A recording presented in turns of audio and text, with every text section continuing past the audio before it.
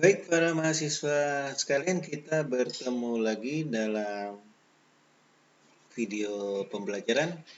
Kali ini kita bertemu dalam video yang kedua, ya, di mana video yang kedua ini seperti yang saya sudah jelaskan sebelumnya dalam video pertama, kita akan mempelajari hal-hal mendasar dari pivot, ya. Nah, saya harap kalian semua sudah siap dengan komputernya masing-masing. Ya, dan data seperti yang terlihat di layar kalian saat ini ya juga sudah kalian miliki dan sudah siap di lembar kerja masing-masing ya. Nah, hal yang pertama yang harus kita pahami adalah kita juga harus memahami dulu tentang data-data di setiap kolom ya.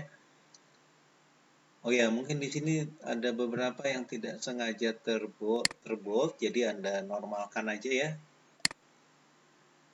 supaya sama dengan yang lain-lainnya. Dan kebetulan datanya juga saya ambil tidak terlalu banyak ya, ini hanya ada sekitar 25. Ya, ingat ya istilah record, ini adalah record. Ya, record pertama, record yang kedua, record ketiga, dan seterusnya sampai terakhir ini adalah record yang ke-25. Ya, dan ini adalah yang disebut sebagai kolom atau field. Dalam istilah database ini adalah sebagai field. Dan yang ini ya, saya beri warna kuning lah misalnya di sini. Ini adalah yang disebut sebagai judul field. Ya, ini judul field. Ada penjual, produk, ya coba kita pahami datanya. Produknya saya kasih nama yang simple aja, A, C, D, B, dan seterusnya. Tanggal jual, ya tanggal jualnya rentang waktunya dari bulan Juli sampai dengan September 2020. Kotanya Jakarta, Bogor, Jogja, Surabaya, macam-macam ya. Kemudian jumlah jualnya ada 16, 22, dan seterusnya. Kemudian ini harga satuan. Nah, harga satuan ini untuk setiap produk berbeda ya. Produk A itu harga satuannya 400.000, produk C 515 dan seterusnya. Ya, kemudian total bayar. Total bayar ini adalah sebuah rumus ya. Jadi rumusnya cukup sederhana, biarkan dengan sebuah rumus seperti ini. Ya, nah inilah data awal yang akan kita gunakan sebagai pivot. Ya, seperti yang saya telah sampaikan dalam video yang pertama, Anda harus pelajari apakah data ini seluruhnya sudah memenuhi kriteria database Excel. Apa kira-kira? Memenuhi kira-kira? Ya, betul ya. Ya, jadi ini semua sudah memenuhi database Excel. Ya, judul-judulnya semua terletak di sebuah sel tunggal gitu ya. Judul-judulnya tidak ada yang sama. Kemudian ini adalah di bawah judul langsung record yang pertama, dan di data-data di sini tidak ada record yang kosong. Ya, ingat ya yang dimaksud dengan record kosong itu nggak boleh di sini ada record kosong seperti begini. Ya, tidak diperkenankan. Ya, kalau terjadi kayak gini maka sebaiknya yang di bawah ini naikkan ke atas. Gitu ya. Tetapi kalau datanya seperti begini, misalnya kosong kayak gini, mungkin boleh.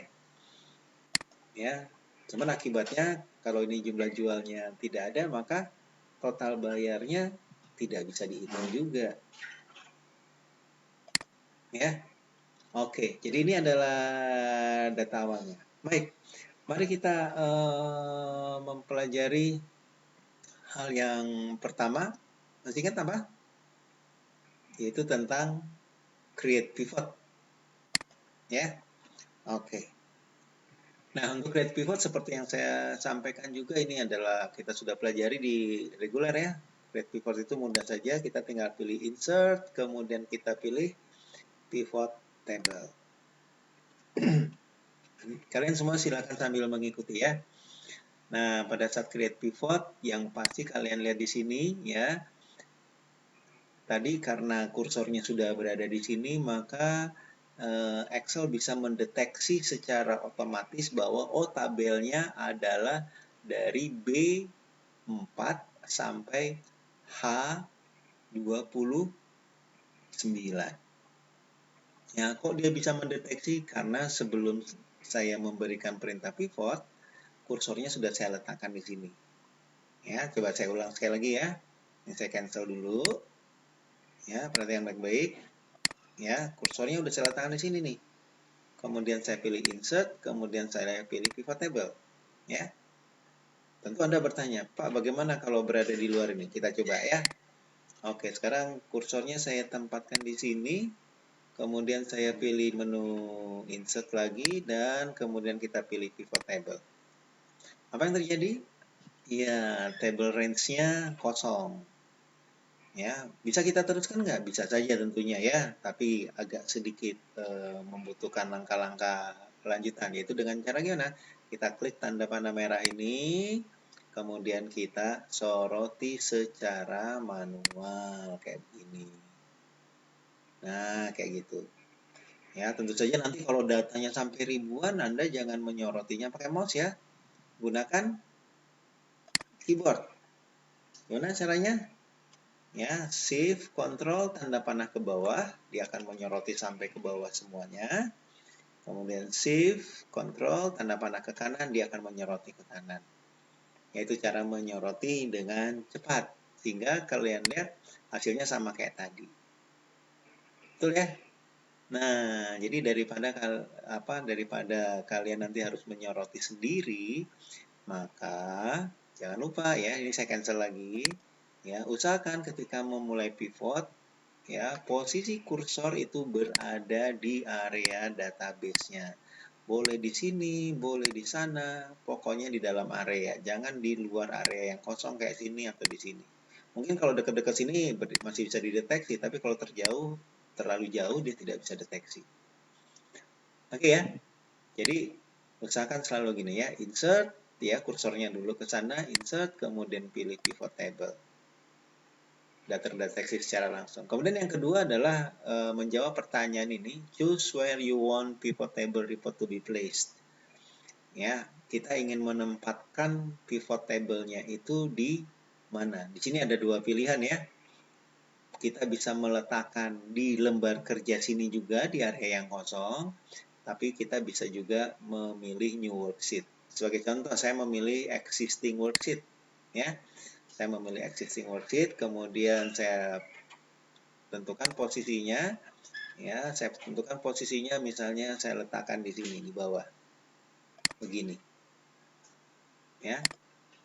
Maka saya sudah menentukan lokasinya di posisi B33. Cukup satu sel aja ya, tidak perlu dari mana sampai kemana. Ya, kalau sudah selesai kemudian oke. Maka Anda lihat ya, pivot table-nya ada di sini. Gitu ya. Oke. Kita coba yang satu lagi tadi ya. Oke, kita ulangi lagi ini. Ini saya undo saja ya. Kalian di sana mau undo juga boleh, tidak juga nggak apa-apa. Atau nggak usah di-undo aja ya, biarkan seperti ini. Ya. Oke, sekarang saya ulangi lagi. Insert pivot table, insert pivot table. Tapi kali ini kita memilih new worksheet. Ya, maka ketika kita memilih new worksheet, oke, maka hal yang sama akan muncul, tetapi sekarang di lembar kerja yang baru. Jadi itu bedanya ya, mudah kan? Kalau kita memilih existing, kita akan membuat pivot di lembar kerja yang sama bersama datanya, tentu di area yang kosong di sini ya. Tetapi kalau kita pilih new worksheet, maka kita akan diberikan sebuah worksheet yang baru untuk pivot tersebut. Oke, inilah materi pertama kita tentang create pivot. Bisa diikuti ya sampai sini? Oke. Oh ya, kemudian hal yang sederhana jangan lupa ya. Ya. Ketika kalian meng-create pivot ini, maka yang di sebelah kiri ini adalah area pivot. Sedangkan yang di sebelah kanan ini adalah area kerja. Ya. Jadi report pivot itu ada di sini. Segala sesuatu hasilnya akan muncul di sini. Ya. Sedangkan kita bekerjanya di sini. Oke. Nah, hal yang sederhana adalah seperti ini ya. Kalau kalian mengklik di sini, maka area kerjanya akan hilang. Jangan panik, ya. Kalau terjadi kayak gini, jangan panik, jangan bingung, ya. Cukup kursornya kembalikan aja lagi ke sini, maka menunya akan muncul, ya. Oh ya, saya akan memunculkan ini dulu, ya, menunya supaya muncul, tidak hilang. Oke, saya akan munculkan seperti ini, ya. Baik, sampai sini kalian sudah lihat ini adalah area kerja pivot, ya. Jadi sekali lagi ini adalah area untuk ditempati oleh hasil dan ini adalah area kerja Anda, ya. Oke, kita kenali area kerjanya dulu baik-baik, ya. Jadi ini yang disebut sebagai pivot table field. Kenapa disebut sebagai pivot table field? Karena di sini berisi paling atas ini adalah daftar field. Ya, masih ingat ya istilah field? Daftar field berarti ini adalah berisi daftar dari judul-judul data di sini, penjual, produk, tanggal jual, kota, dan seterusnya sampai total bayar. Kita lihat. Ya, penjual, produk sampai dengan total bayar. Ya. Nah, ini seringkali disebut sebagai variabel atau ingat saja ini adalah field. Ya. Nah, kemudian ya, setiap field ini di sini ada perintah drag field between areas below. Jadi kerjaan kita adalah tinggal drag, klik, tahan, geser, bawa ke area yang kita inginkan di sini. Ya, lepaskan. Misalnya, oh saya mau menempatkan di value, ya letakkan aja di sini. Maka nanti Anda akan lihat ada sesuatu perubahan di area hasil pivot. Ya. Nah, sekarang ya, hal yang penting adalah Anda tentu harus mengetahui fungsi dari setiap area kerja ini. Ya, apa sih maksudnya filter? Apa sih maksudnya kolom? Apa sih maksudnya rows? Dan apa sih maksudnya values? Ya. Baik, untuk itu mari kita coba bersama-sama ya. Bagaimana fungsi dari setiap area kerja tersebut. Oke, kita coba dari yang namanya rows ya sebagai contoh. Misalnya kita ambil data produk katakanlah. Ya. Silakan diambil produknya, maksudnya diambil itu klik, tahan, bawa ke bawah dan lepaskan di area rows. Ya, dilepaskan ketika sudah muncul garis lurus kayak gini kan, lihat. Kalau belum ada garis lurusnya jangan dilepas dulu karena gambarnya masih gambar perboden. Ya, lepaskan ketika garis lurusnya sudah ada. Ya, ketika kita lepaskan di sini, maka Anda lihat ya, Excel atau pivot tersebut akan merekap data dari produk. Jadi kalau kalian lihat aslinya, data produk ini kan sekian banyak nih, ada A, B, C, D ya. Kalau kita lihat tanpa menggunakan pivot, kita perlu kerja keras untuk tahu, oh produknya ada apa saja sih di sini. Bayangkan apabila datanya ini ada sampai ribuan, lebih susah lagi. Tetapi dengan pivot sangat mudah dikenali ya, ribuan pun nggak masalah. Ya, maka ketika kita tempatkan produk ke sini, maka data-datanya akan ditempatkan dalam setiap baris, dalam masing-masing baris. Setiap produk berbeda akan ditempatkan dalam baris yang berbeda. Itulah fungsi row. Jadi, apapun datanya akan ditempatkan baris demi baris. Oke? Oh ya, kalau ada variabel atau ada field yang sudah terlanjur masuk sini dan ingin Anda Anda ingin batalkan, caranya ya kalian bisa mengklik tahan, kemudian menggeser ke area yang kosong di sini. Ya, biasanya kalau di kelas offline saya mengatakan bahwa ini area laut. Jadi silakan bawa variabel atau field yang mau dibuang, ceburkan ke laut, pure. Ya, seperti itu. Coba lagi ya, produk, kita tempatkan ke sini, kita hilangkan, klik tahan, geser, lepaskan ke sini, pure. Gitu ya. Ada cara lain? Ada pastinya ya. Cara lain untuk menghilangkan itu Anda boleh mengklik tanda panah kecil yang ada di sini. Ya, nah di sana ada pilihan remove field. Hasilnya sama juga. Cuman kalau dengan cara ini kita perlu 2 langkah. Klik dulu tanda panah, kemudian klik remove field. Hasilnya sama juga. Mana yang Anda pilih? Silahkan yang mana saja yang menurut Anda paling mudah dipahami. Ya, kalau saran saya sih gunakan aja yang cara tadi. Ya, anggap aja ini laut. Kalau mau menghilangkan, yuk bawa ke laut, biur. Gitu ya. Oke, yuk kita pahami lebih jauh tentang rows ini ya. Tadi kita misalnya ya, sekarang saya ini kosong ya, rows-nya dalam keadaan kosong ya. Sekarang kita ambil coba kota. Saya tempatkan di sini kota. Maka dia akan meringkas kota-kota di sini. Ya.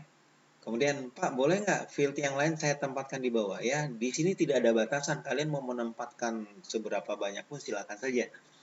Ya, asal ketika tampil di sini kalian mengerti cara membacanya. Ya, jadi kalau baru sampai kayak gini, oh ini kota. Ketika kalian lihat hasilnya, oh iya, ini adalah rekap dari kota-kota yang ada di data aslinya. Ini kan kota-kotanya. Sehingga kalian ketika membaca ini, oh ini berarti seluruh penjualan ini terekap dalam kota-kota yaitu Bandung, Bogor, Jakarta, Jogja, Semarang, Surabaya. Tidak ada kota yang lain. Inilah hasil rekapannya. Ya. Kemudian bisa nggak saya membagi untuk yang Bandung ini? Ya, saya mau bagi lagi berdasarkan produk. Maka boleh juga ya, Anda silakan bawa produknya letakkan di bawah kota. Perhatikan ya, ketika membawa produk lihat garis birunya ketika di atas nanti produknya akan ditempatkan di atas kota. Ketika saya geser lagi ke bawah, garis birunya ada di bawah kota, berarti produknya akan ditempatkan di bawah kota. Ya, sesuaikan dengan apa kebutuhan kalian masing-masing ya. Dalam contoh ini kita coba tempatkan di bawah produk ya. Jadi saya tempatkan di bawah produk lepas ini ya. Maka inilah hasilnya. Ya. Ketika hasilnya kayak gini kalian harus sudah bisa juga membaca ya. Artinya apa nih? Ya, bahwa ini adalah Bandung, bahwa di Bandung itu berhasil dijual produk A, B dan C. Kalau di Bogor A, C dan D. Kalau di Jakarta A, B, C dan D. Di Jogja ada 2 produk, di Semarang 2 produk, dan seterusnya. Gitu cara membacanya, paham ya? Sehingga kalau kita melihat begini kan kita tidak tahu di Bogor ada berapa produk sih, susah melihatnya. Tetapi begitu kita gunakan pivot, kita akan dengan mudah membacanya. Ya, bisa 3 nggak? Oh bisa banget. Ya, seperti saya bilang kita bisa menempatkan berapapun variabel itu ke sini tergantung kebutuhan analisis kita. Tentu saja jangan asal ya, sebab nanti kalau asal kalian sendiri akan susah juga membacanya. Sebagai contoh, misalnya saya tempatkan di sini penjualnya, ya di bawah produk saya tempatkan penjualnya. Maka ini adalah contohnya, bahwa di Bandung yang menjual A itu Hamid, yang menjual B itu Jumilah, yang menjual C itu Hamid. Jadi si Hamid itu rupanya di Bandung itu jual A sama C, Jumilah 1B. Ya, di Bogor juga demikian, si Anto menjual A dan C dan D. Ya, Jumilah juga menjual D. Jadi di Bogor itu 2 orang berhasil menjual produk D, Anto dan Jumilah. Sedangkan Anto sendiri juga berhasil menjual produk C dan A. Kalau di Jakarta gimana? Di Jakarta ternyata ada 3 orang yang menjual produk A, Billy, Maria, dan Ronald. Kalau B hanya si Marta, C hanya si Joko, dan D Marta lagi ya. Jadi Marta ini berhasil menjual produk B dan D. Paham ya? Nah, itu cara membacanya ya. Jadi kalau kalian lihat di area kerjanya posisinya kayak gini, ini bisa dibulak-balik tentu saja, tergantung kebutuhan. Ya, kalau Anda mau membulak-balik silakan saja. Ini misalnya produk saya bawa ke atas ini, maka lihat hasilnya. Kali ini pengelompokan pertama adalah produk. Paham ya? Apa penjual saya mau lihat gimana hasilnya? Oke, penjual saya letakkan di sini. Paham ya?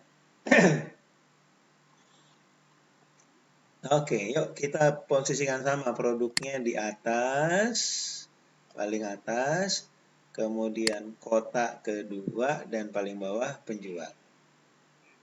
Oke, hasilnya kayak gini ya. Nah, itulah fungsi rows. Jadi menempatkan data di setiap baris. Mudah-mudahan paham sampai sini ya. Oke. Yuk sekarang kita lihat tentang kolom. Supaya bisa paham tentang kolom, mungkin ini kita buang dulu deh ke laut. Kita buang ke laut. Ini ya. Nah, apa bedanya rows dan kolom? Ya, bedanya rows dan kolom ini ya tentu penempatannya ya. Kalau tadi dilihat berdasarkan baris, kalau ini menempatkannya berdasarkan kolom. Coba kita lihat. Ya, saya tempatkan produk di kolom. Lihat hasilnya. Kalau tadi ABCD-nya ke bawah, sekarang ABCD-nya ke kanan. Mudah ya? Saya tempatkan kotak di atasnya sini, hasilnya sama tadi nih. Bandung, oh Bandung itu ABC. Ya, Bogor ACD. Ya, Jakarta ABCD. Saya tempatkan penjualnya, hasilnya sama. Ya, lebih mudah mana membacanya? Dengan cara begini atau cara tadi di rows? Nah, itu pilihan Anda masing-masing.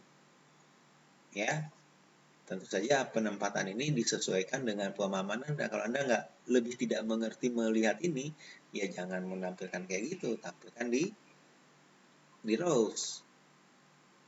Paham ya? Atau mungkin kalian juga bisa menempatkannya kombinasi. Ya, sebagian di row, sebagian di kolom. Jadi sebagai contoh begini. Produk. Oke. Kemudian apa namanya? Penjual di sini. Kemudian kota di kolom. Nah, begini.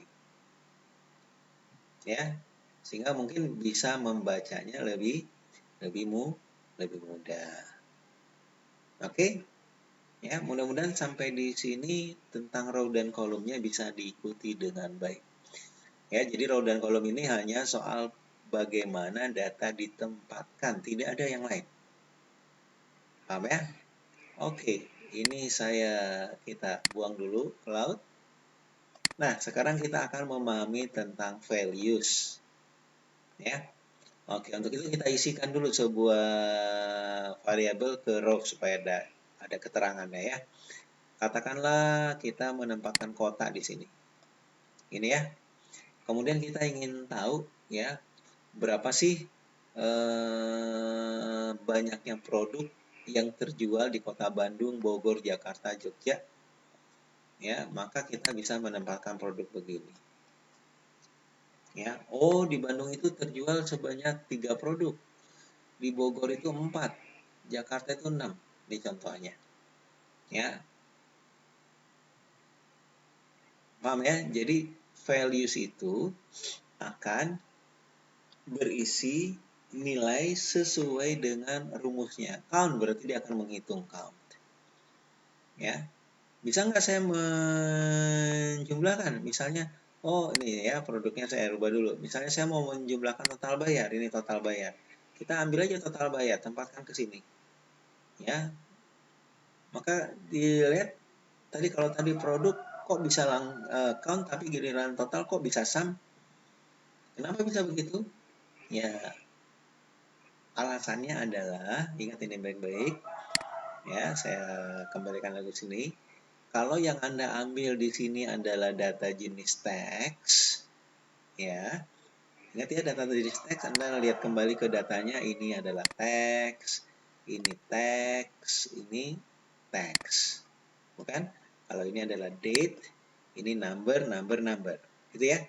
Nah, kalau data teks Anda tempatkan ke values, apapun itu teksnya, maka rumusnya akan selalu count.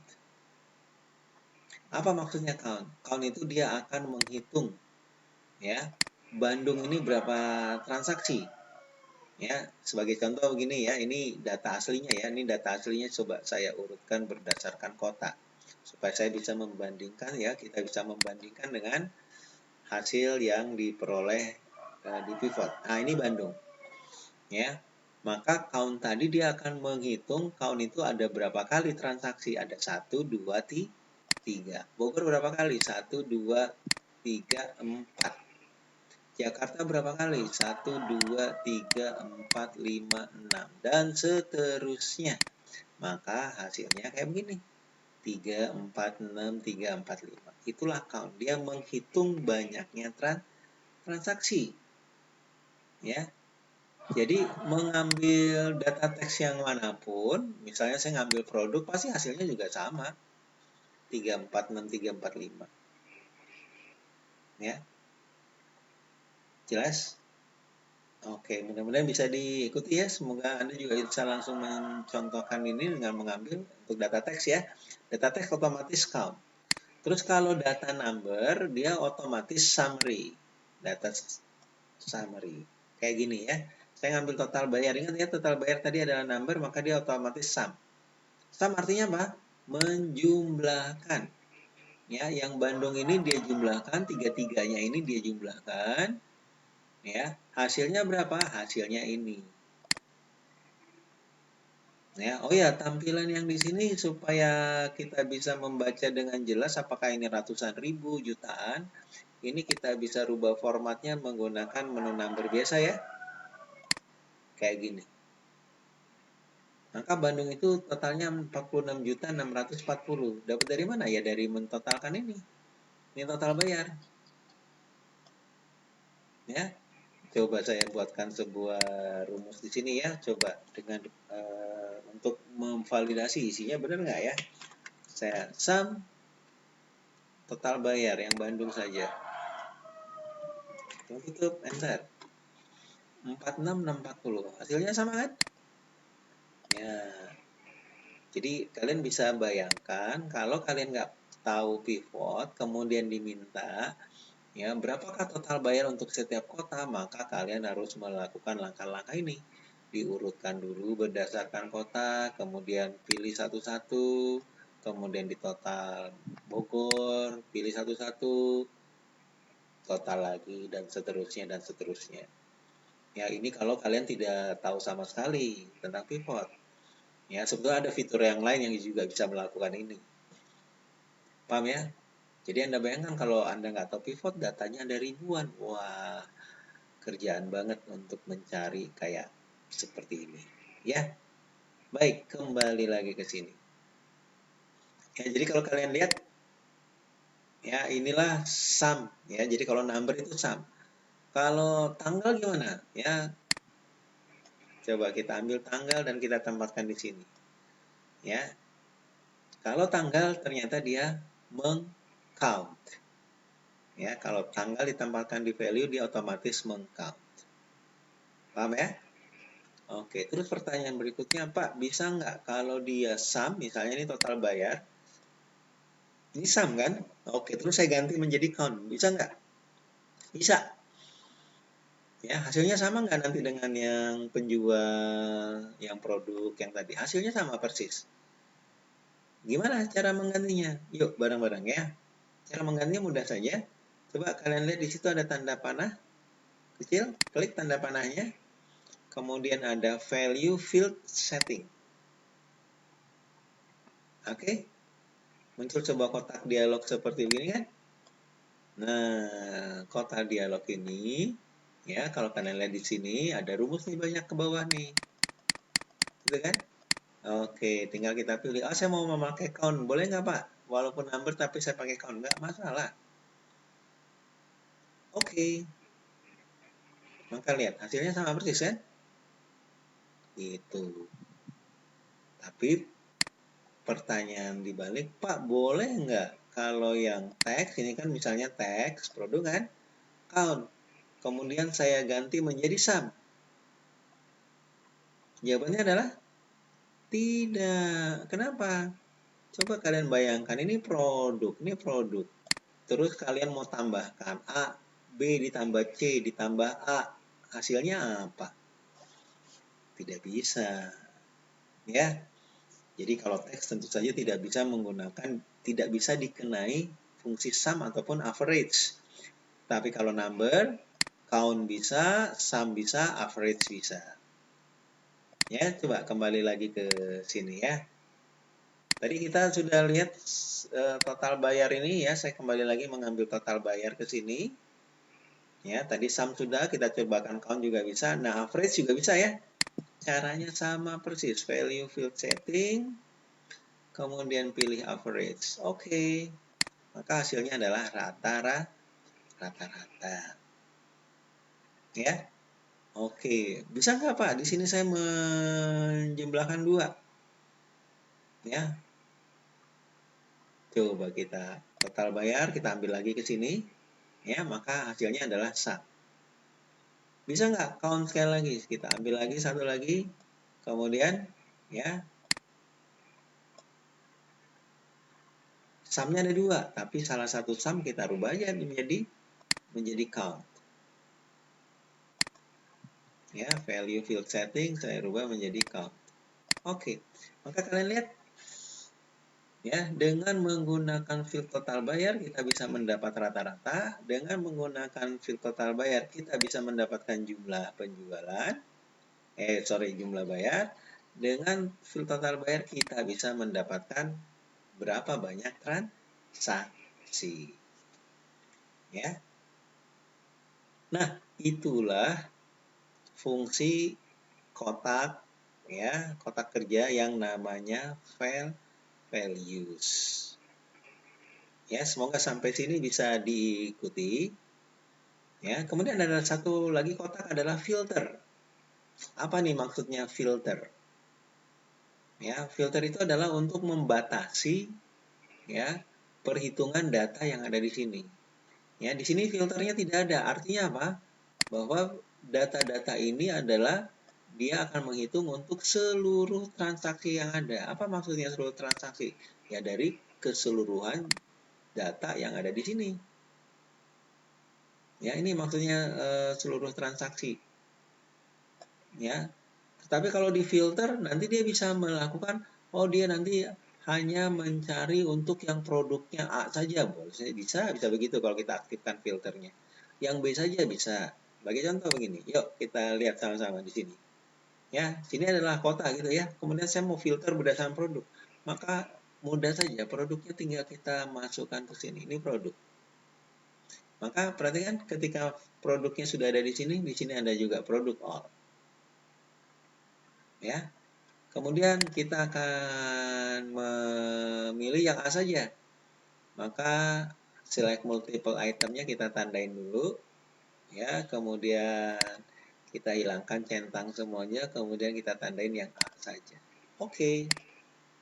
Maka sekarang ini adalah rekap total bayar, ya rata-rata total bayar, grand total jumlah keseluruhan total bayar dan banyaknya transaksi untuk produk A saja. Ingat tadi produk A saja? Ya. Iya, ini untuk produk A saja. Mau lihat yang B-nya gimana? Ya, kita aktifkan lagi di sini. Saya tandain aja yang B-nya dan seterusnya. Gitu. Ya.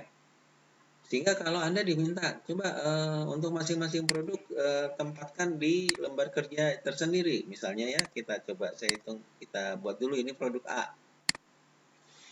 Produk B-nya diminta ditempatkan di lembar kerja tersendiri. Ini sheet 11. Ya. Oke, kita copy saja sheet 11 ini ke tempat yang lain, ke tempat yang baru gini ya. Ingat mengcopy yang mudah adalah Anda tempatkan di sini juga boleh, kemudian tekan CTRL-nya. Ya, sekali lagi, ya, mouse-nya tempatkan di sini, klik tahan, geser. Kalau Anda pada saat melepas mouse-nya tidak menekan CTRL, maka ini fungsinya memindahkan tuh, pindah dia. Ya, ulangi lagi. Nah, supaya dia berfungsi untuk mengcopy, sekali lagi ya, klik tahan, geser ke sini. Nah, sebelum mouse-nya dilepas, tekan dulu tombol CTRL yang ada di keyboard komputer kalian masing-masing. Klik CTRL-nya. Ada tanda plus kan? Kemudian lepaskan yang mouse duluan. Mouse-nya dilepaskan duluan, baru CTRL-nya. Maka sekarang kalian sudah berhasil mengcopy. Nah, di sini kan kita sudah tentukan A. Di hasil kopiannya ya kita pilih B.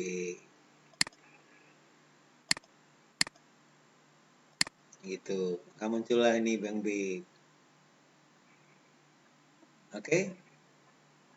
Demikian seterusnya yang C dan seterusnya.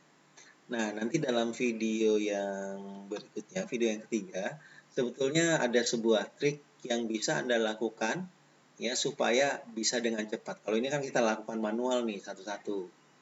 Ya, nah nanti dalam video berikutnya saya akan tunjukkan kepada Anda bagaimana triknya supaya kita bisa melakukan dengan cepat tanpa harus melakukannya satu per satu. Oke.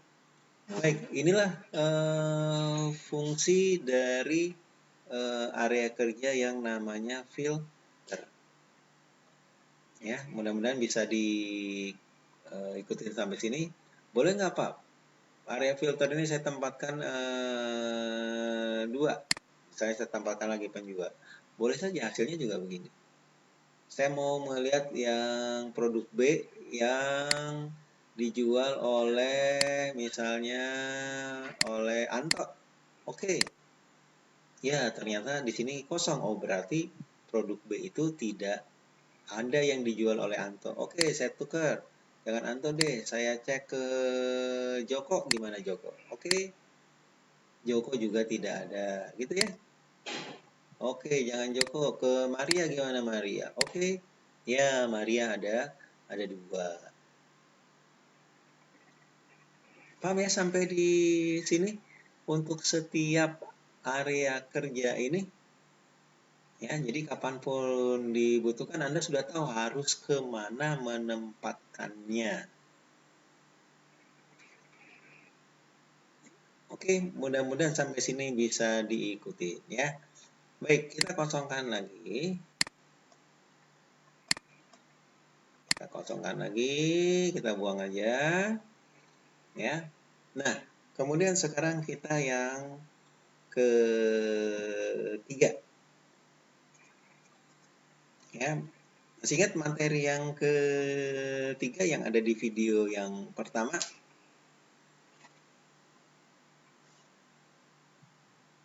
Ya, kita akan mempelajari yang namanya report layout. Oke, baik. Oke, ya apa yang dimaksud dengan report layout? Yuk kita lihat, kita praktekkan sama-sama ya. Oke, sekali lagi kita coba munculkan kotak dulu deh di rows. Kemudian ke rows lagi kita tempatkan produk. Ya, ke rows lagi kita tempatkan penjual. Gitu ya. Oh iya, di sini kok tampilannya cuma dikit ya. Ini karena filternya masih aktif ya, teman-teman ya. Kok cuma B sama Maria saja? Ya, di sini ada gambar filter ya. Ini filternya masih aktif, kita hilangkan dulu.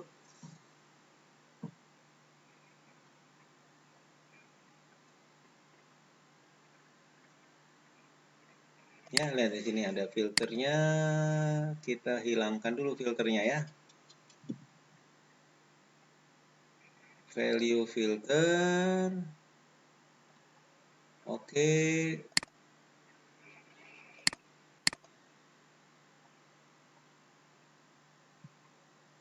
Iya. Sebetulnya kalau kalian lihat di sini value filter clear-nya sudah tidak bisa dipilih, berarti tidak bisa dihilangkan filternya dari sini ya. Oke, kita lihat cara yang lain menghilangkan filter. Oke, gini dulu deh. Kita coba kembalikan dulu. Kita hapus dulu ya. Coba kita lihat di sini di analyzed. Kemudian di sini ada pilih clear. Ya, clear all. Udah ya? Oke, coba kita ulangi lagi. Kita ambil produk. Betul ya, sudah ABCD. Kemudian kita ambil kotak.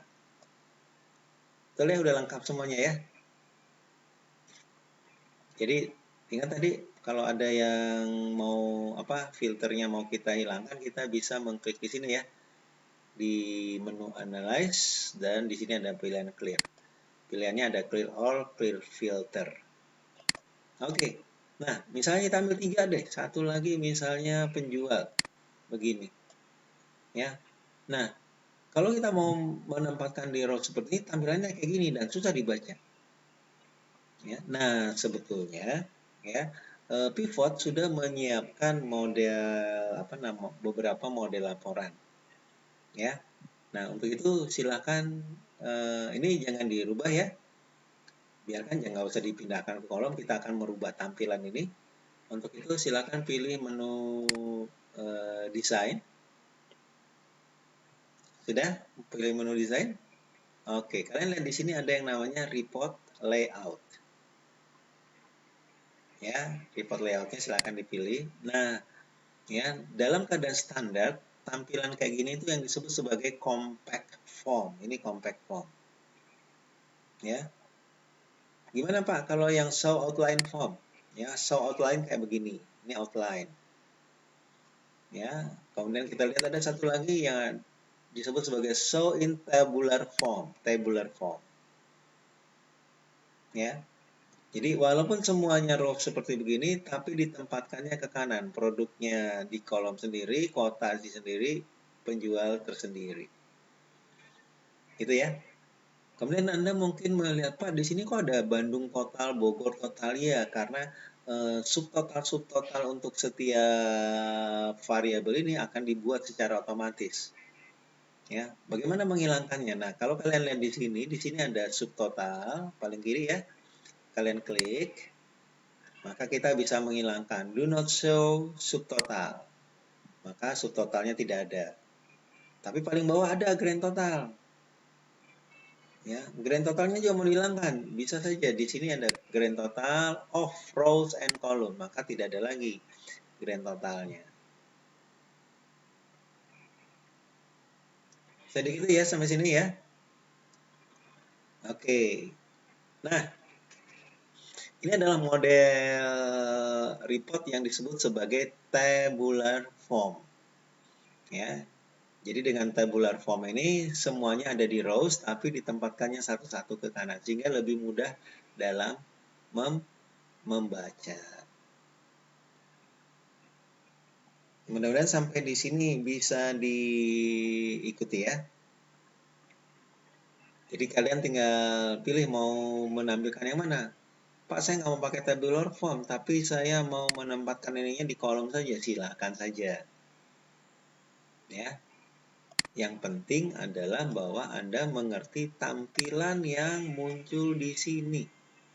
Itu inti utamanya. Jangan sampai datanya seperti ini, kalian tidak mengerti cara membacanya. Kalau kayak gini kan jelas. Ya, bahwa oh ini produk A. Produk A itu terjual di Bandung, Bogor, dan Jakarta. Di Bandung dijual oleh Hamid, di Bogor dijual oleh Anto, di Jakarta produk A ini dijualnya oleh Billy, Maria, Ronald. Surabaya oleh Marta. Itu produk A. Produk B, Bandung, Jakarta, Jogja, Surabaya. Di Bandung dijual oleh Jumila, Jakarta Marta, Jogja Maria, Surabaya oleh Billy dan Marta. Paham ya? Pak, bagaimana kalau saya rubah di sini posisinya? Lihat ya.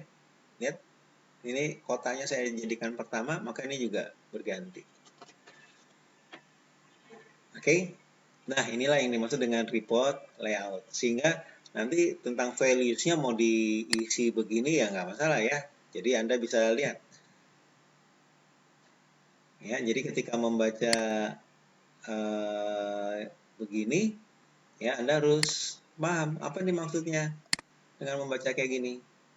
Oh, bahwa di Bandung produk A itu dijual oleh Hamid, total bayarnya adalah 12.400.000. Ya. Di Bogor oleh yang dijual oleh Anto si D 5 juta dan seterusnya. Ini masing-masing. Bagaimana kalau namanya saya hilangkan? Ya, penjualnya saya view ke laut, maka ini hasilnya. Oh, produk A di Bandung total segini, produk B segini, produk C 21. Loh, kok produk C 21? Ingat tadi C dijual oleh berapa orang? Coba kalau kita munculkan penjualnya di sini. Ya, tadi mana Jakarta ya. Bandung, A, B, C, Hamid. Oh, ini ternyata enggak ya. Hamid itu 21 juta produk C. Ya, tapi di sini produk D ini adalah 5 juta ditambah 8 yang produk D di Bogor. Sehingga kalau penjualnya saya hilangkan, mana dia di Bogor produk D, maka 13 juta ini dari dua penjualan. Kalau yang 21 ini dari satu penjualan. Bisa diikutin ya? Nah, inilah tentang report layout. Ya, baik. Nah, materi terakhir dari video yang kedua ini adalah yang disebut sebagai flexible sources. Ya, apa nih yang dimaksudkan dengan flexible sources? Oke, coba datanya kita sederhanakan dulu ya. Katakanlah kita mengambil produk, nih produk A, B, C, D. Ya, kemudian kita ini kan di sini adalah jumlah jual. Ya, 126. Kemudian kita ambil di sini penjual count. Kemudian kita ambil total bayar di sini. Ya, kita masukkan total bayar di value dan kita ganti dia menjadi rata-rata. Katakanlah demikian. Oke. A, B, C, D. Nah, sekarang masalahnya adalah di data source ini ternyata ada tambahan penjualan. Ya, ada produk baru yang dijual. Ya, ini saya sisipkan dulu beberapa baris kosong ya, karena tadi kan ada pivot sebelumnya ya. Oke. Ya, saya menambahkan sebuah penjualan produk baru yang ternyata dijual oleh si Ronald. Katakanlah demikian, Ronald. Ya, dia menjual sebuah produk yang namanya E. Ya, tanggal 28 bulan 9 2020. Dia berhasil menjual di Jakarta. Ya, ini produk baru. Dia baru bisa menjual sebanyak 8. Ya, produk baru ini harganya hanya 150.000.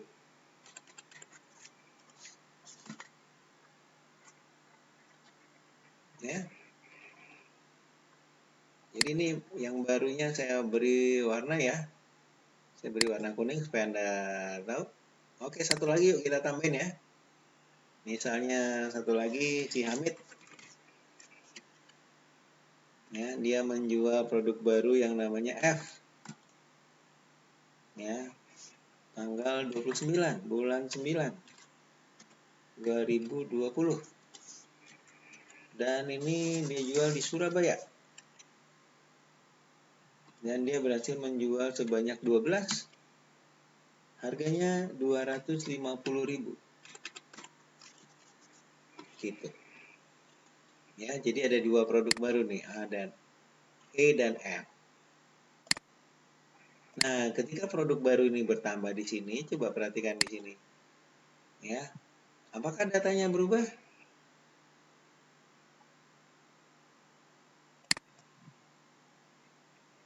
Ya.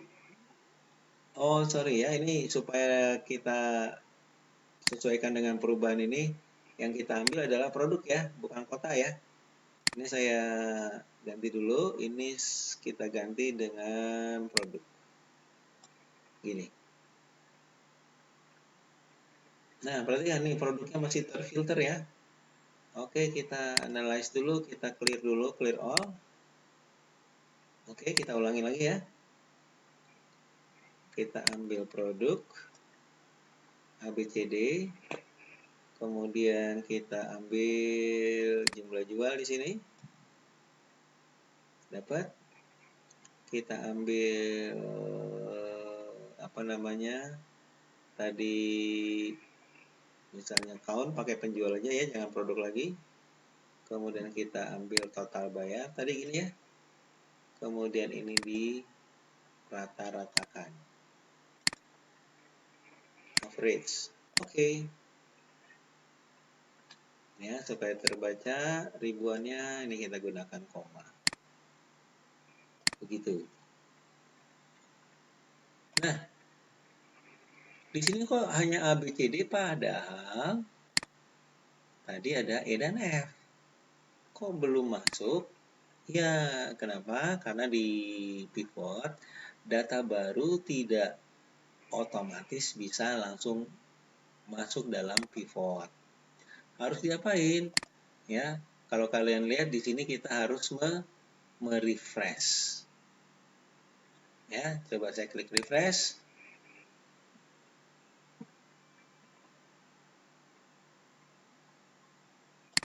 Ya, refresh all misalnya ya.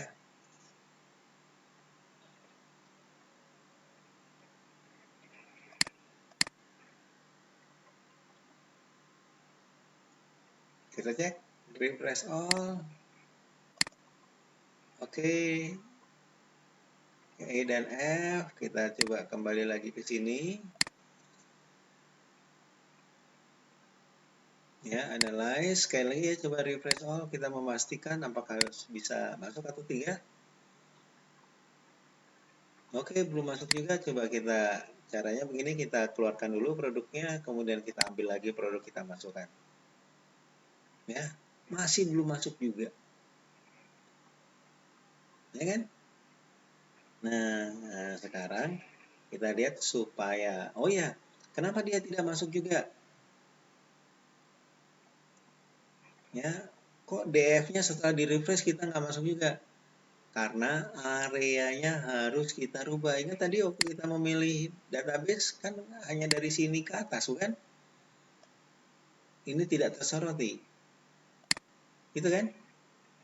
Oke, maka area dari database-nya harus kita rubah supaya E dan F-nya tersoroti.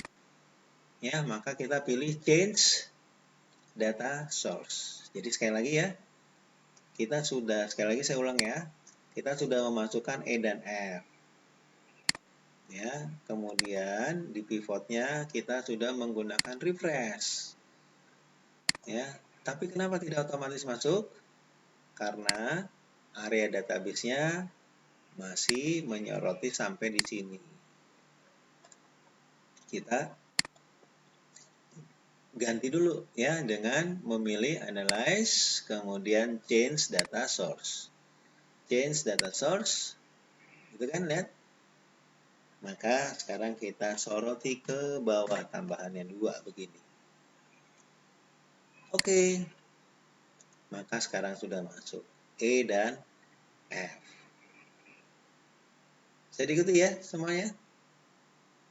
Oke. Nah, sekarang saya ingin tunjukkan kepada kalian ada cara yang lebih mudah, yang lebih simpel sehingga ya ketika ada data baru masuk ya, itu perubahan di pivotnya terjadi secara otomatis. Gimana Pak caranya? Yuk kita lihat sama-sama ya. Nah, caranya adalah kalian ya harus merubah tampilan tabel ini ya menggunakan format XTable. Oke? Ya, karena ini kalian sudah pernah belajar, jadi saya pikir tidak terlalu susah ya untuk melakukan. Bisa dilakukan dengan insert table. Ini ya, bisa insert table kayak gini, udah tersoroti semuanya. Kemudian my table has header, kemudian saya oke. Gitu ya. Maka ini tabelnya sudah menggunakan format XTable. Ini tulisannya saya ganti dulu supaya terbaca. Ya, yang di sini kita format painter aja dulu supaya sama dengan yang lain-lainnya, gitu ya.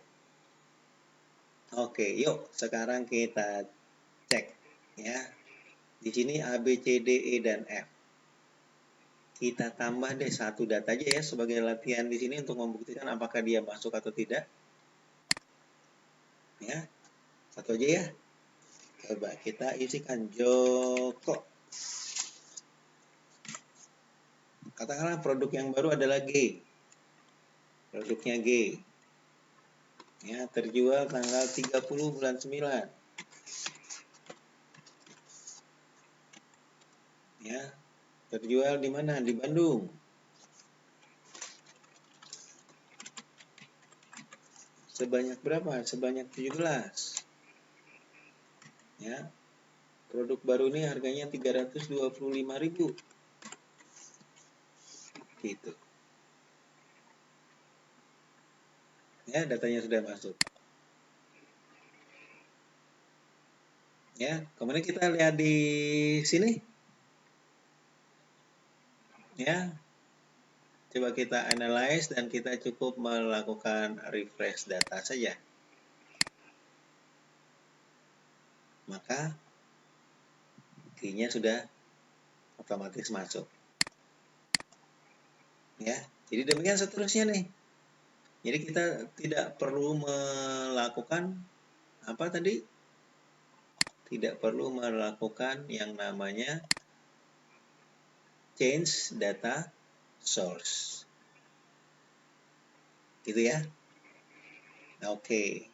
Jadi itulah yang namanya yang disebut sebagai flexibility resources. Ya. Baik, sebelum saya mengakhiri video yang kedua ini, ya, ada satu hal yang tertinggal tadi, ya, yaitu tentang count. Ya, untuk itu coba saya ulangi lagi di sini. Ini saya hapus dulu. Ya, kita coba lihat tentang count ya. Di sini ada kota. Coba ya, silakan ambil kota. Sebentar, jangan kota deh. Kita ambil ini aja, produk. Produknya A, B, C, D, E, F, G. Kemudian kita ambil penjual. Gitu ya.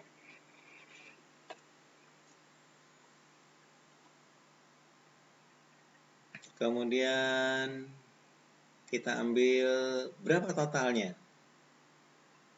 Dengan mengambil field yang kota, kita tempatkan ke value. Ya, produk A itu terjual sebanyak 6 kali. Produk B terjual sebanyak 5 kali. Produk C sebanyak 8 kali dan seterusnya. Ya. Oke, coba sekarang kita ganti posisinya.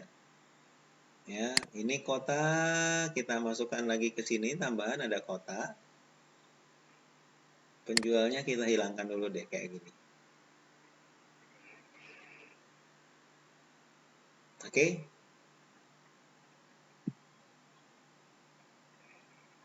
Nah, sekarang kita mau mencari di Bandung itu, ya, ada berapa banyak produksi yang terjual. Di Bandung ada berapa banyak produk yang terjual. Kalau kita lihat di sini, Bandung ada produk A, B, C, dan G. Ada 4, benar ya? Di Bogor ada A, C, D, tapi kok ada 4? Di Jakarta A, B, C, D, E. Ada 1, 2, 3, 4, 5, tapi kok ada 7? Ya.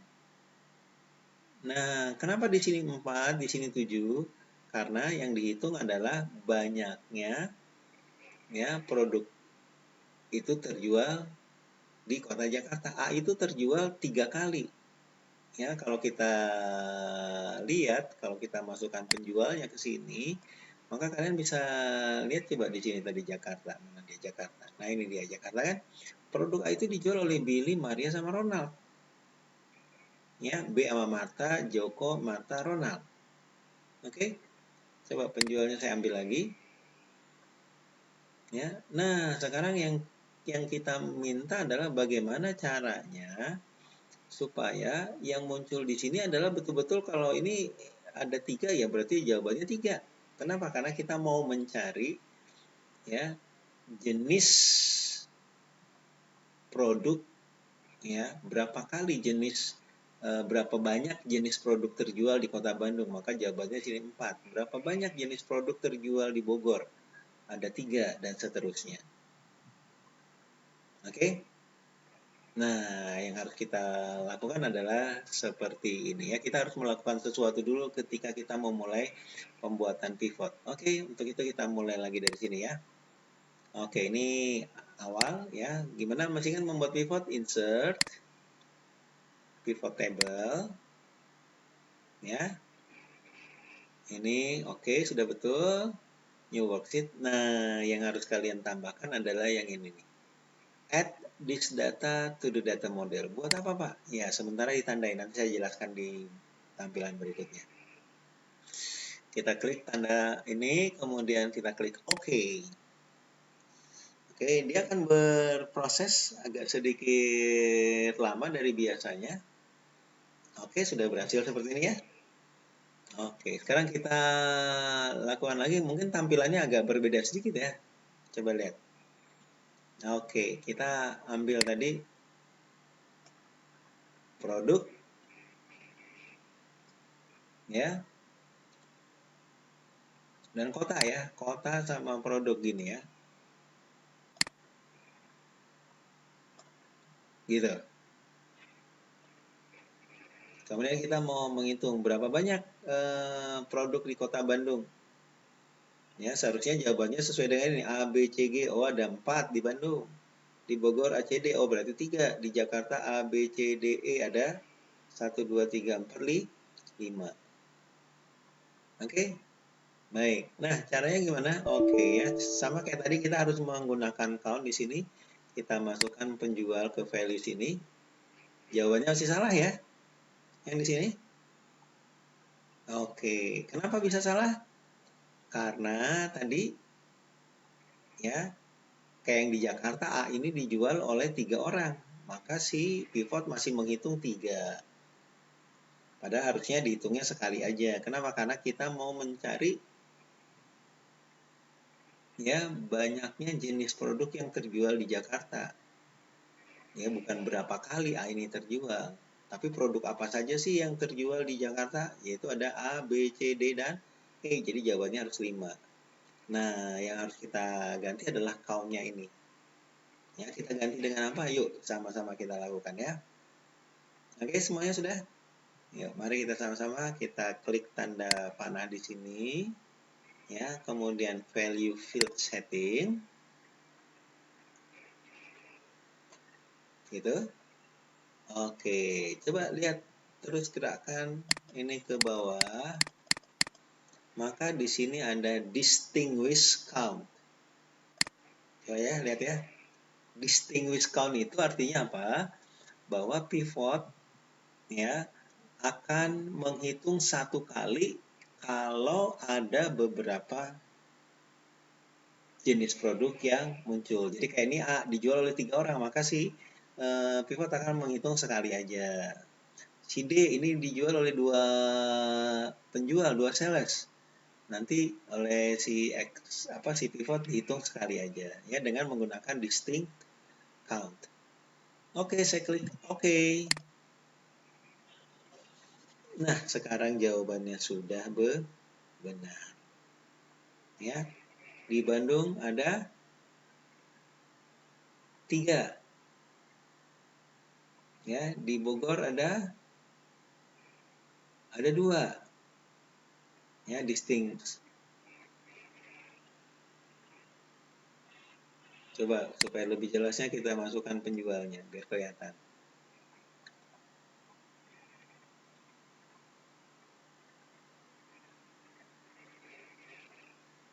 Gitu ya. Oke, sehingga kalau ini misalnya kita tinggalkan kayak gini, maka ini hasil akhirnya nih. Di Bandung ada 3, di Bogor ada 2, di Jakarta ada 5, di Jogja 3, dan seterusnya. Itulah fungsi distinct count. Ya, yaitu distinct count ini bisa juga dikatakan sebagai menghitung data unik.